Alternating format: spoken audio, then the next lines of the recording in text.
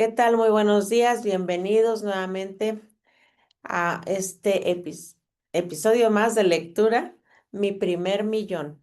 Comenzaron de la nada y nadie les regaló nada, de Charles Albert Poussin y Christian Godefroy. Y continuamos. Formo parte de los que crean. Yo produzco dinero y no voy a dejarme meter en la misma categoría que los otros. En eso nos quedamos el día de ayer.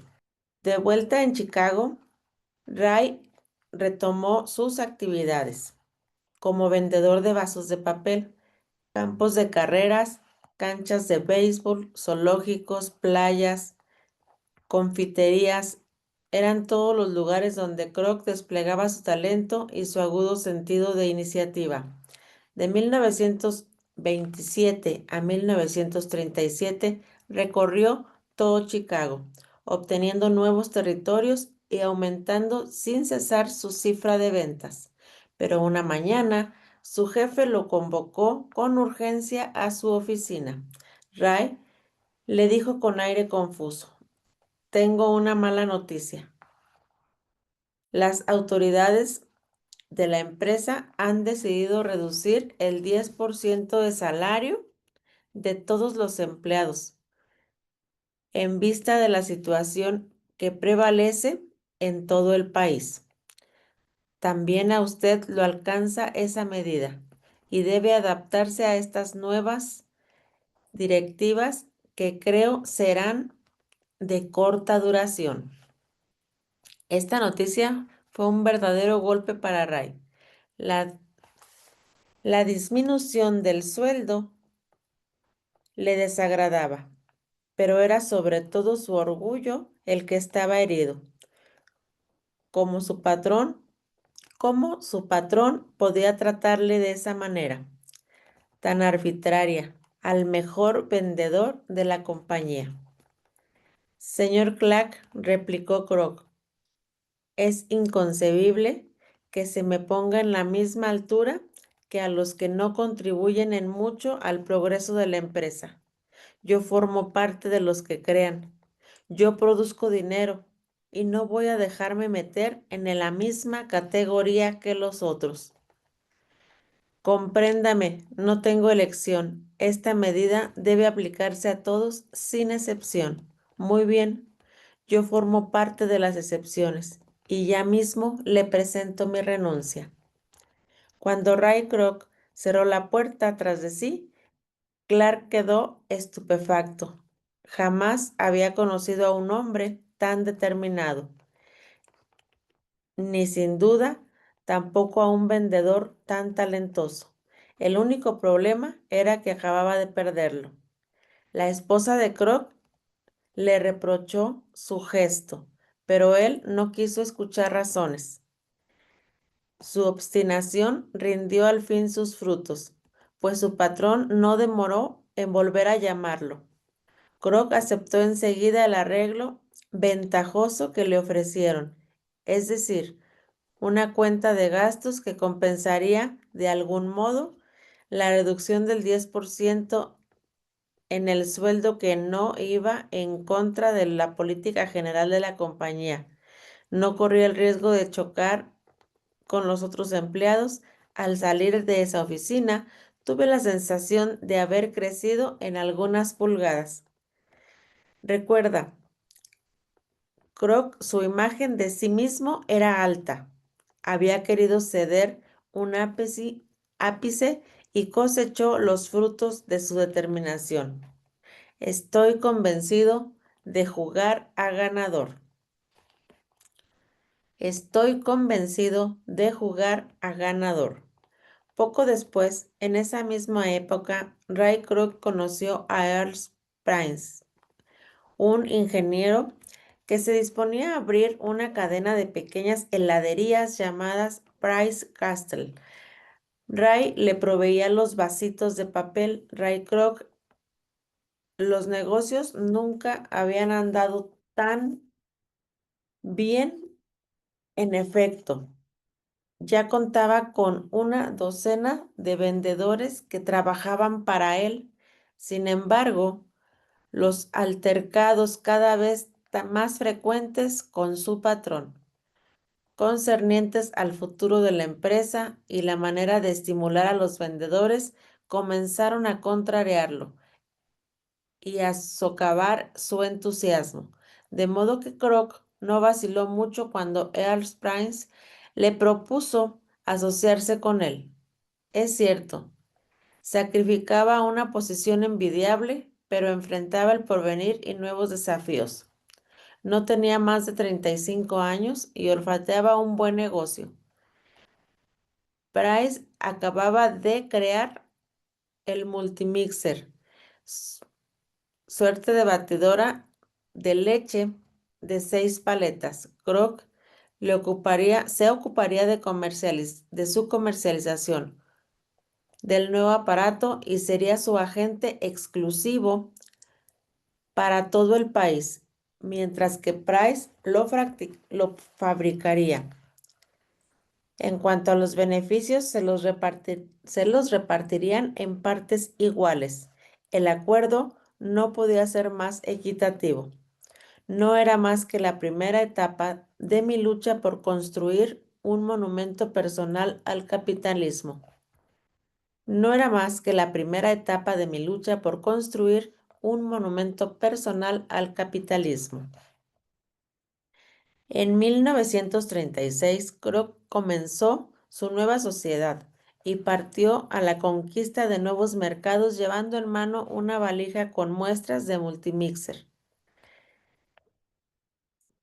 que no pesaba menos de 25 kilos. Al principio, ¿qué le había ocurrido antes con con los vasitos de papel?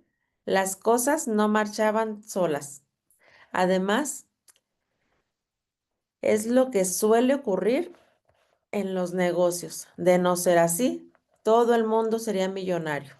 Los restaurantes que poseían las batidoras tradicionales no veían cómo podía serles útil la multimixer, aunque se trataba de un aparato multiusos.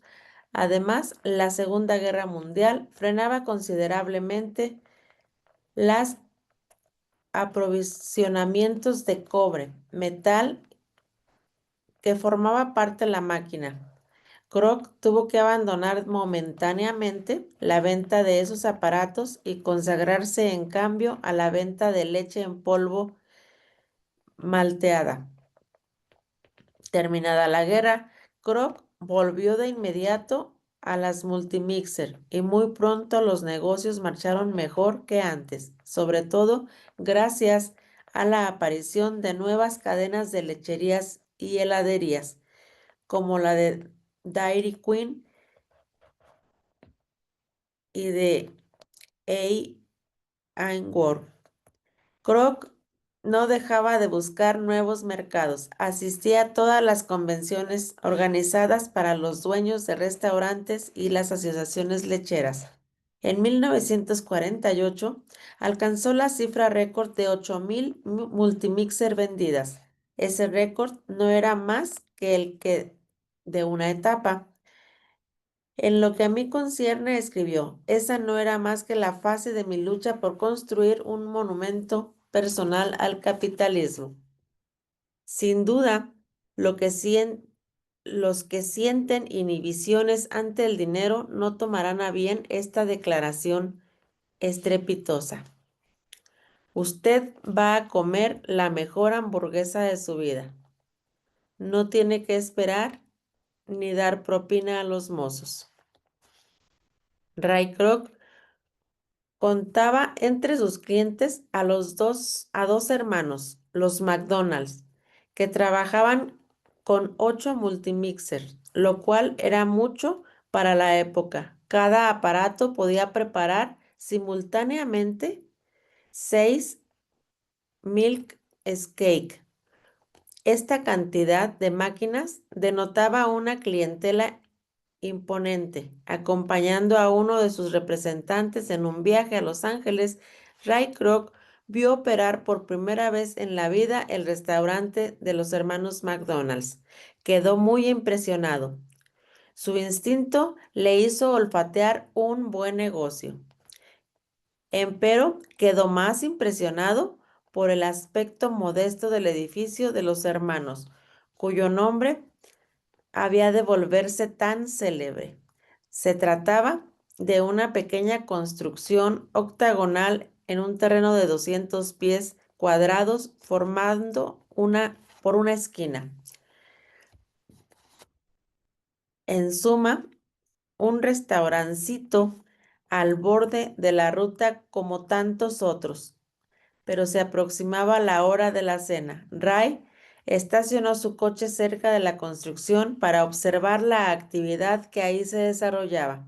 En primer lugar, se asombró de ver al personal todo vestido de blanco, con un sombrero de papel del mismo color, que llevaba carritos de provisiones, bolsas de papas, cajas de carne, panecitos, licores, dulces, etc.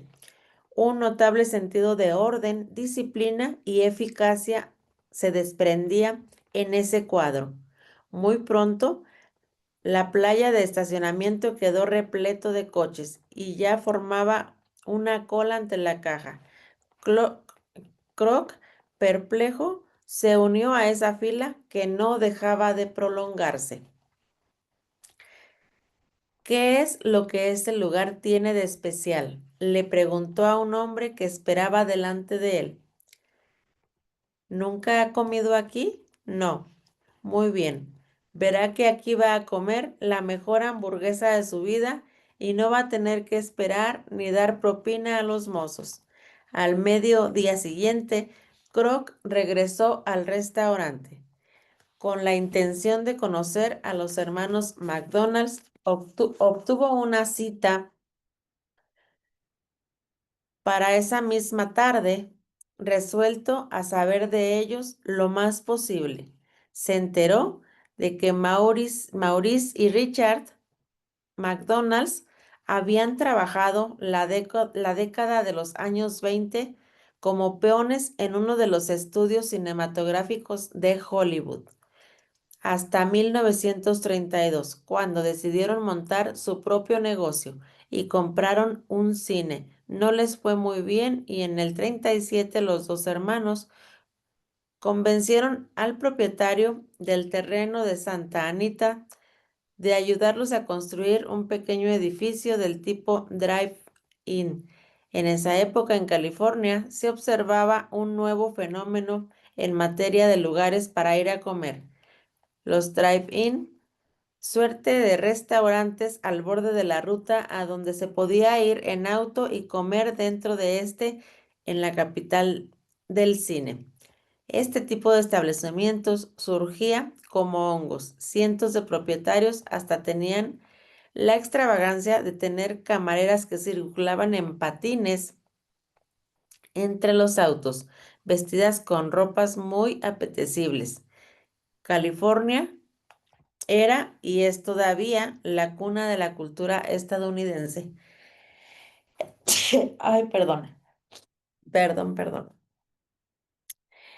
Como no sabían nada de ese negocio, de las comidas, los hermanos McDonald's aprendieron rápidamente, gracias a uno de sus empleados, que habían sido cocineros de la rosticería.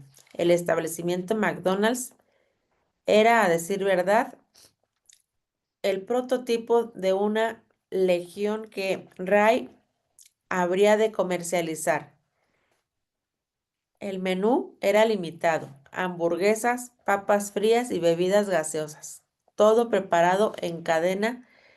Cada etapa de la producción reducía a su más simple expresión y ejecutaba con el mínimo de esfuerzo, tiempo y costos.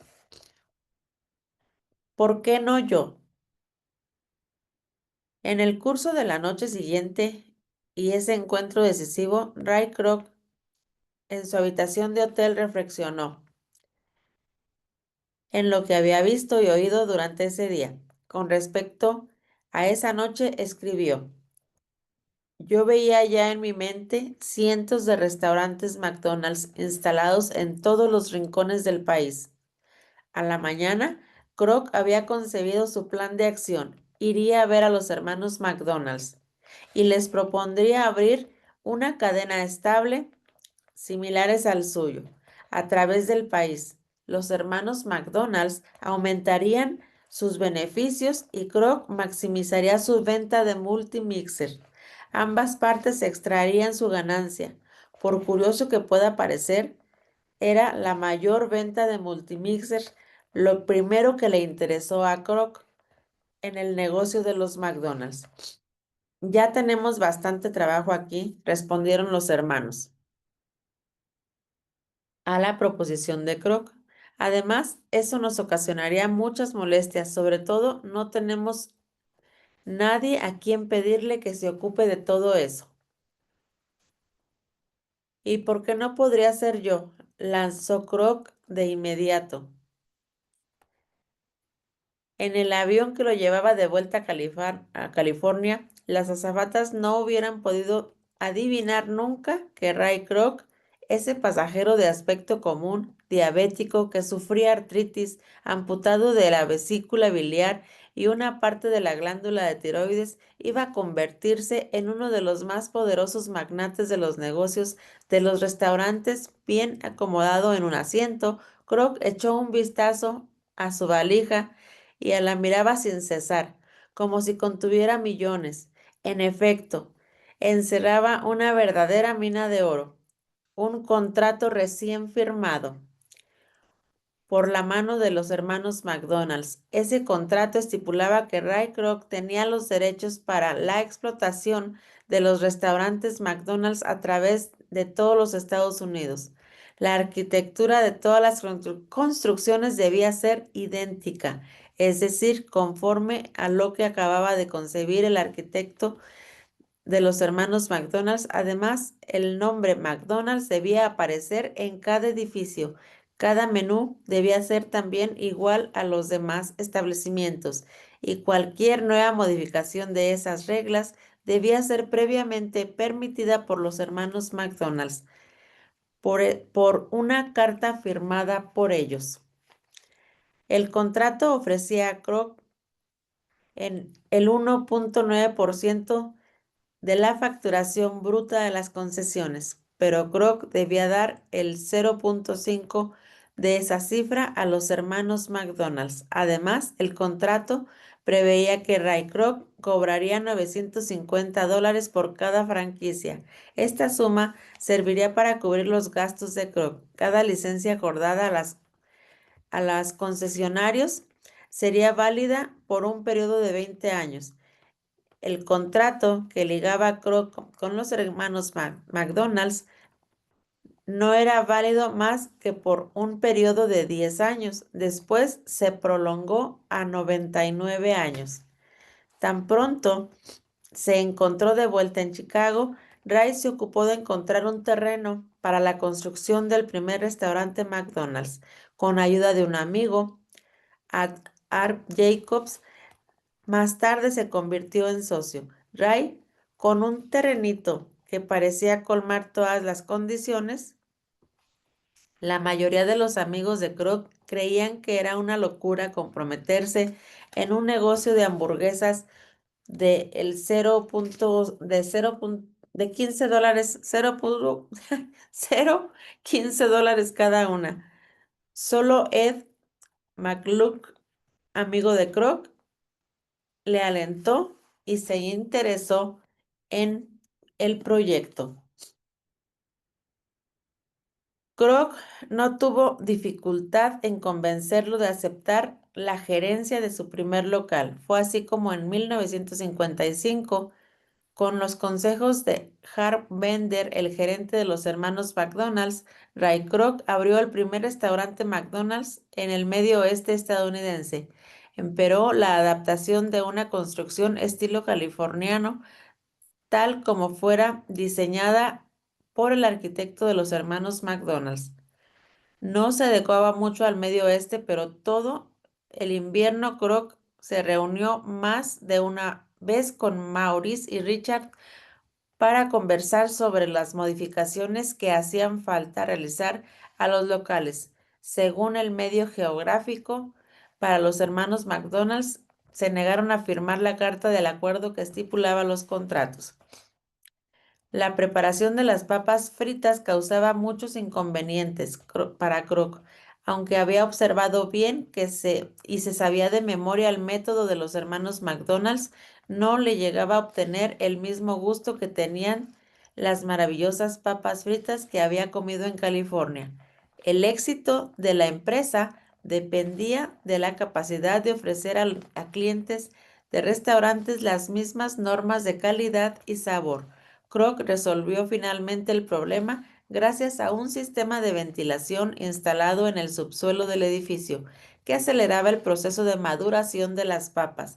El sabor de estas va mejorando a medida que se secan. Cuando los azúcares se transforman en almidón, los hermanos McDonald conservaban las papas en bolsas de tejido metálico, expuestas a la brisa del desierto, y de ese modo utilizaban sin saberlo un procedimiento manual de maduración. Mientras se ocupaban del restaurante, Kroc seguía vendiendo las multimixer y con las ganancias pagaba el alquiler del restaurante y los sueldos de los empleados. Muy temprano por la mañana se presentaba en el restaurante para dar una mano. Mi orgullo no me impedía pasar la escoba y lavar los platos y los baños. Un año después de abrir el primer restaurante McDonald's, otras 3 concesiones vieron la luz en California y durante los 8 últimos meses, en 1956, se abrieron 8 nuevos restaurantes en diversos estados estadounidenses. La venta de las multimixer había permitido a Kroc estudiar miles de cocinas en todo tipo de restaurantes y esta experiencia le servía ahora de mucho en las concesiones que daba. Es un ejemplo del principio de spin-off de que hablaremos más adelante. Es también una ilustración del principio de la milla extra que explicamos en otro capítulo.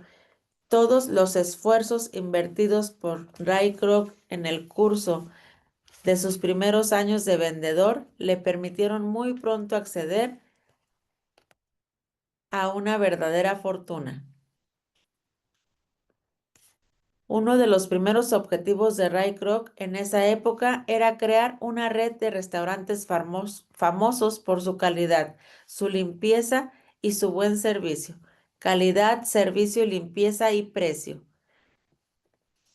Si me hubieran dado un ladrillo cada vez que yo pronunciaba estas palabras, podría haber construido un puente sobre el océano Atlántico. Una filosofía como esa exigía un programa permanente para educar y ayudar a los concesionarios, para permitir semejante expansión del imperio que se estaba levantando. Kroc tuvo la idea de convencer a los propietarios de los terrenos pasibles de abrir locales en ellos, de alquilarlos sobre una base subordinada. En otras palabras, los propietarios tomaban una segunda hipoteca para que el equipo de Kroc fuera al banco a negociar una hipoteca, con la cual el propietario del terreno subordinaba su terreno a la construcción, y Kroc no le costó convencer de esto a los propietarios de los terrenos, que enseguida se dieron cuenta de que podía reportarles su tierra vacía. Fue entonces cuando el negocio McDonald's comenzó a resultar verdaderamente rentable. Kroc elaboró también una fórmula de pago mensual que debían enviar los concesionarios, lo cual permitía pagar la hipoteca, cubrir los gastos y sacar un beneficio. Kroc recibía el importe más elevado de un mínimo mensual fijo y de un porcentaje de la cifra realizada por el concesionario. Al cabo de algún tiempo, esta fórmula comenzó a reportar ingresos importantes. Ray Kroc apenas había tocado la punta del iceberg. Yo creo en Dios, en la familia y en McDonald's. Y en la oficina ese orden se invierte. Yo creo en Dios, en la familia y en McDonald's. Y en la oficina ese orden se invierte. Y hasta aquí nos quedamos el día de hoy en la página 81. Todos somos información. La verdad es que la pasión, la entrega, la perseverancia de Ray Kroc en este libro para como uno de los 10 millonarios investigados en este libro, nos representa un ejemplo a seguir. Así que yo te agradezco que sigas aquí y te invito a que pues, nos veamos mañana, que compartas para llegar a más personas y que te unas a mi red social de Conexiones Tu Camino al Éxito en YouTube. Ahí se quedan las episodios, estas partes grabadas para que las puedas tener todas. Muchas gracias. Recuerda hoy es el primer día del resto de tu vida y tú eliges cómo quieres vivirlo. Nos vemos en la próxima. Bye bye.